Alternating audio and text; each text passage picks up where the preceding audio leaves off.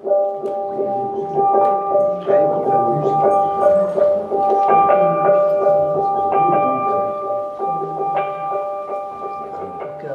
vais lire quelque chose qui s'appelle Le Marcheur de l'oubli. C'est un ouvrage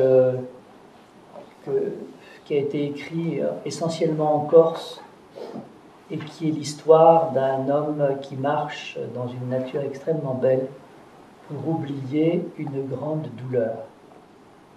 Je vais vous en lire quelques extraits et juste rappeler que cet ouvrage dans sa totalité a été mis en musique par un compositeur hélas disparu qui s'appelle Gilles Cagnard. La mer est noire, je n'oublie pas. Je m'accroche au ressac, à la lame obscure qui luit dans l'encre du milieu de la nuit. Qui viendra me délivrer jamais de ce fardeau allant dont par vivacité obligée je suis le portefaix? L'eau ne coule plus dans la source du bas, et j'ai peur de ne plus jamais la voir revenir. Les éléments ont inversé le cours des choses, en haut de la montagne, tout en haut, entre les rochers roulés d'absence, le ruisseau est revenu. Il a rempli son lit de cailloux, asséchés depuis tant d'années. Où va-t-elle?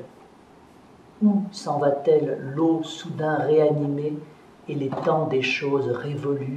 S'éveille-t-il d'un vieux cauchemar comme si l'envers incohérent avait tari un instant le désespoir de ce passage de l'eau claire qui descend mais se perd, n'arrive pas?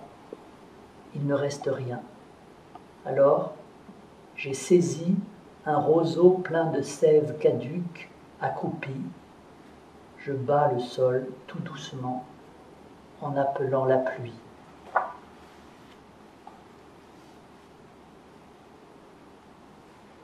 Il y a des chemins qui ne seront plus utilisés quand le berger qui passe chaque jour sera mort.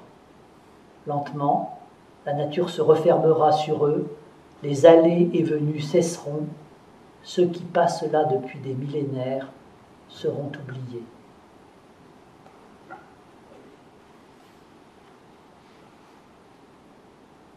Le cerisier a de nouveau perdu ses fleurs cette année. Et le vent tourbillonne froidement sur la terre rose, noire et mouillée. J'ai peur qu'il faille encore déshabiller mon âme des espoirs de soleil avant de revenir.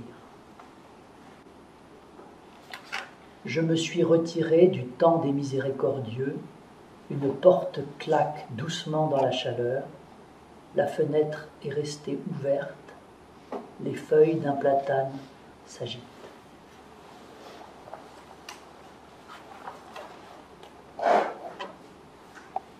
Tout n'est pas perdu.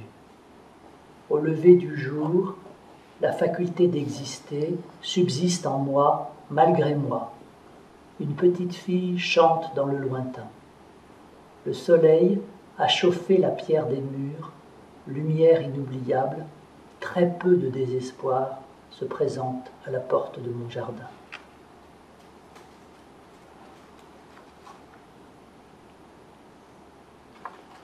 Je n'oublie pas. J'essaye d'oublier pour vivre cet ordre implacable des choses auxquelles je fus astreint. Il y aurait une âme éternelle, un esprit atemporel, une conscience pour unir le tout sur un sol caillouteux, intangible, serré jusqu'à la gorge de la terre, environné d'espace, de nature, et le vent dans les arbres, les oiseaux. Je n'oublie pas. Je marche à la lumière, au sens de la brise, qui me murmure les mots qui tissent mon périple, ici fait de langage, et j'étouffe, mais je n'oublie pas.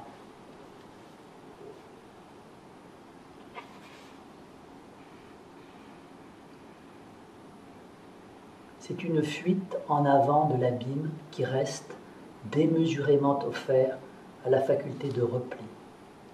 Si je me retourne vers le passé, je suis mort. Alors, je marche vers l'oubli. La nuit était assise encore et silencieuse, sans ciel, sans étoiles. Lorsque je suis sorti, je n'ai rien vu, car il n'y avait rien à voir que la suspension des êtres et des choses.